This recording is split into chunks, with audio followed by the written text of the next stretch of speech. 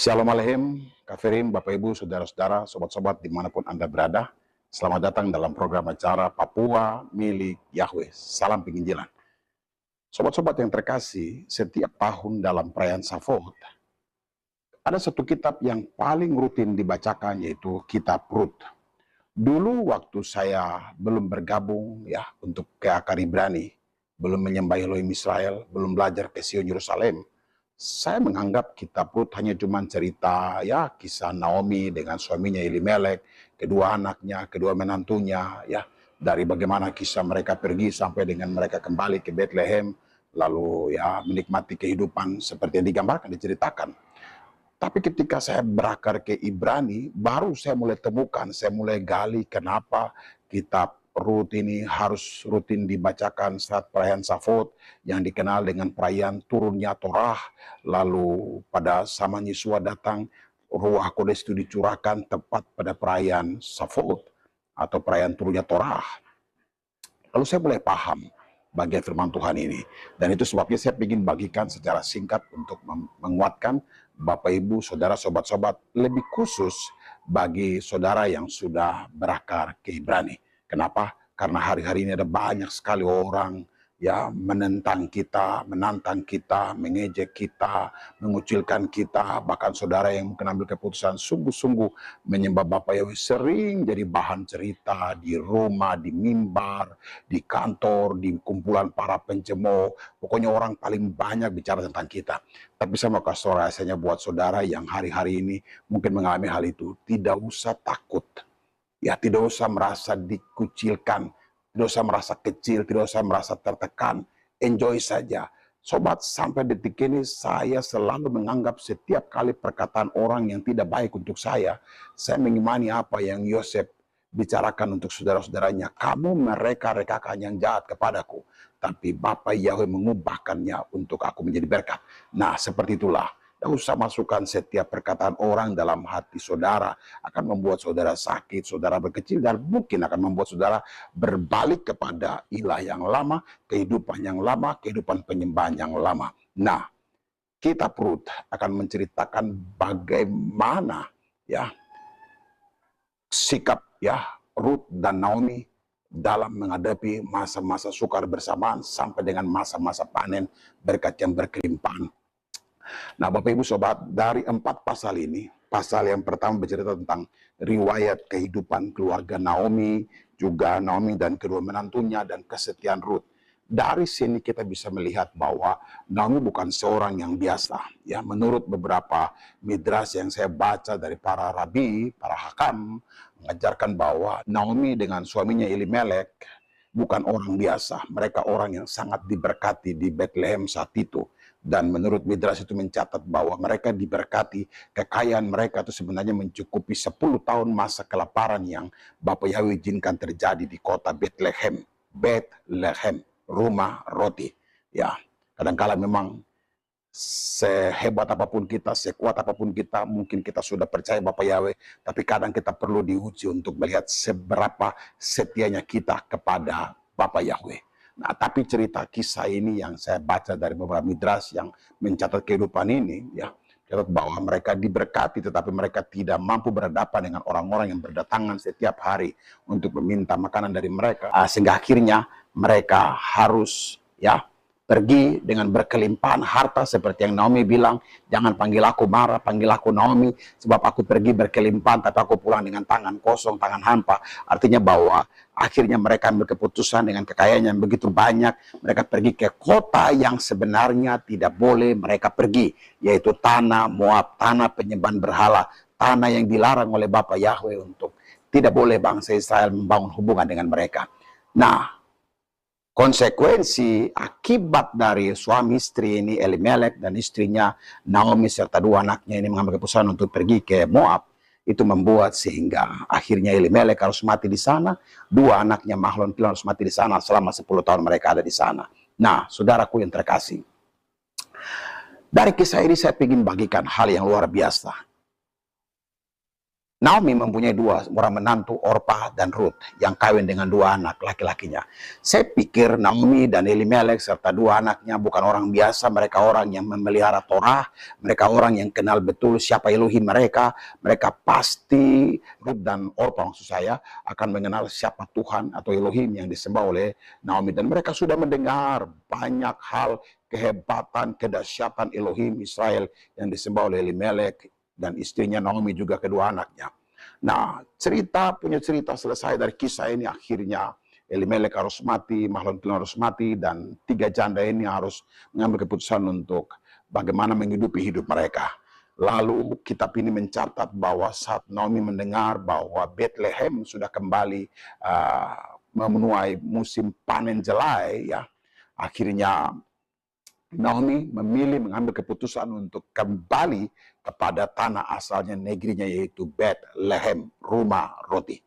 Nah, singkat cerita, waktu perjalanan ini berjalan dan Ruth sama Orpa harus menemani mertua mereka dalam perjalanan. Sampai di tengah jalan, lalu Naomi harus mengatakan kepada mereka berdua untuk kembali kepada keluarga mereka. Tetapi ada yang luar biasa di sini. Kita baca ayat 14 dari pasal 1 kitab Rut mengatakan, maka mereka menyaringkan suaranya dan menangis lagi. Lalu Orpa mencium ibu mertuanya, tetapi Rut tetap berpaut padanya. Dan dia berkata, lihatlah, ipar perempuanmu telah pulang kepada bangsanya dan kepada ilah-ilahnya. Bangsanya dan ilah-ilahnya. Pulanglah menyusul ipar perempuanmu. Perhatikan, ada hal-hal menarik. Waktu di jalan tawaran itu turun, Orpa dan Ruth harus memilih. Tetapi kitab suci mencatat Orpa menangis bersamaan dengan Ruth. Mereka menangis bersamaan dengan mertua mereka. Tetapi keputusan yang diambil Orpa adalah hanya sebatas mencium, mendengar, tahu, tetapi dia tidak mengambil keputusan untuk mengikuti Naomi. Nah, perhatikan. Sejak saat itulah kisah Orpa tidak pernah tercatat di dalam bagian cerita ini. Karena dia harus kembali kepada kehidupan yang lama, dia harus kembali kepada kehidupan penyembahan berhala yang lama, dia harus kembali kepada ilah-ilahnya yang lama, sehingga kitab suci tidak perlu mencatat lagi kehidupannya. Banyak orang Kristen hari ini seperti begitu. Dia tahu, dia dengar, bahkan ketika mendengar pengajaran dari Sion Yerusalem, mendengar nama Bapa Yahweh dan Yesua Masih, dia sampai nangis. Dia tahu, tetapi cuma sebatas seperti Orpa yang hanya cuman menangis.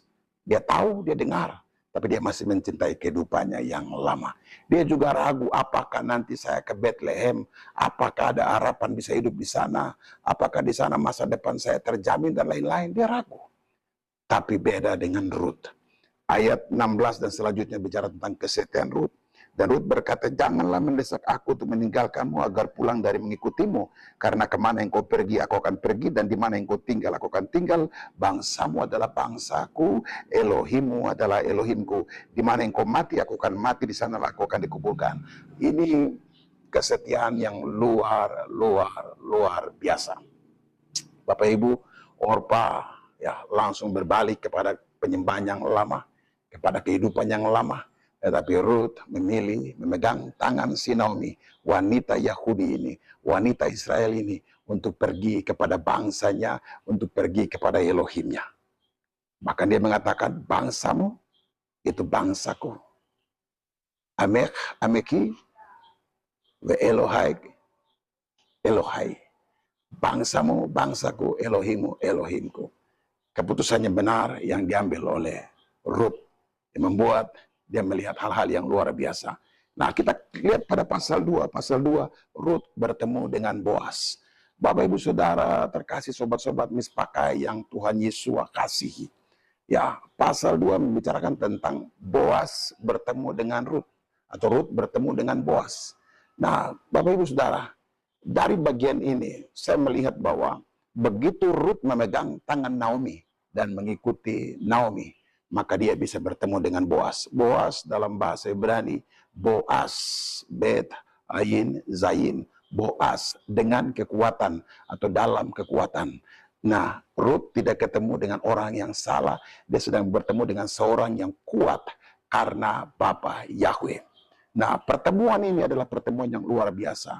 Karena ketika dia memegang tangan Naomi, maka Naomi mempertemukan dia dengan orang yang tepat, dengan seorang penebus yang tepat, dengan seorang yang bertanggung jawab untuk kehidupannya.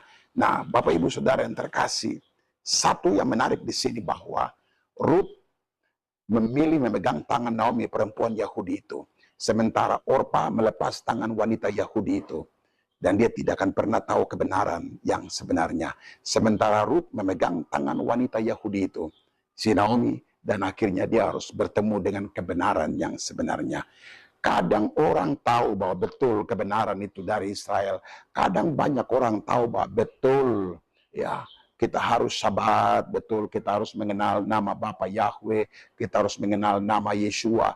Tetapi mereka tidak berani mengambil keputusan karena mereka takut dengan situasi yang terjadi di hari-hari ini. Mereka takut dikucilkan, mereka takut dipecat dan banyak hal. Tetapi hari ini, saudara-saudaraku, Bapak Ibu Saudaraku yang hari ini memegang puncak jubah, yang hari ini berpegang kepada kebenaran dari Sion Yerusalem, yang hari ini memegang tangan Naomi untuk mengenal kebenaran dari Sion Yerusalem seperti Ruth berjalan. Karena Anda sedang bertemu dengan seorang yang kuat, seseorang pribadi yang kuat, yaitu Yeshua HaMashiach. Boaz itu gambaran Mesias.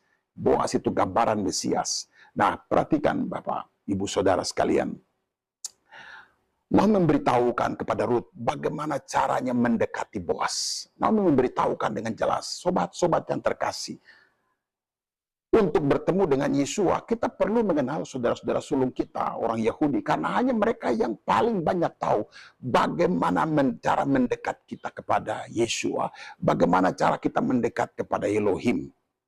Karena dialah yang akan menjelaskan kepada kita, mereka lah yang akan menjelaskan kepada kita secara detail bagaimana memelihara sabat, ya, bagaimana menyembah Bapa Yahweh, bukan cuma hanya ikut-ikutan, tapi kebenaran itu datang dari mereka karena perkataan ini keluar dari mulut Yeshua sendiri.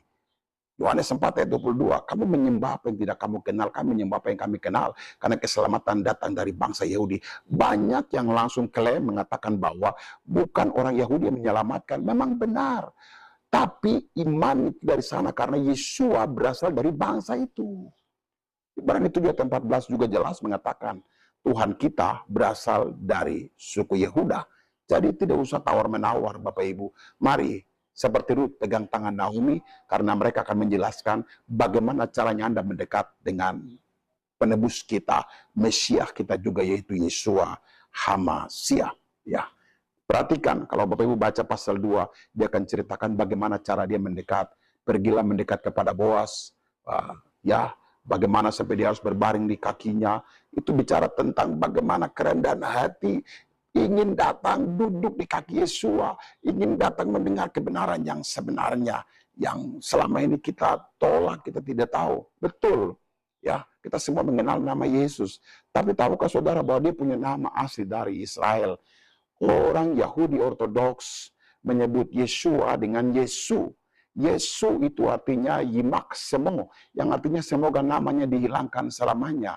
Kenapa ayin dilepaskan?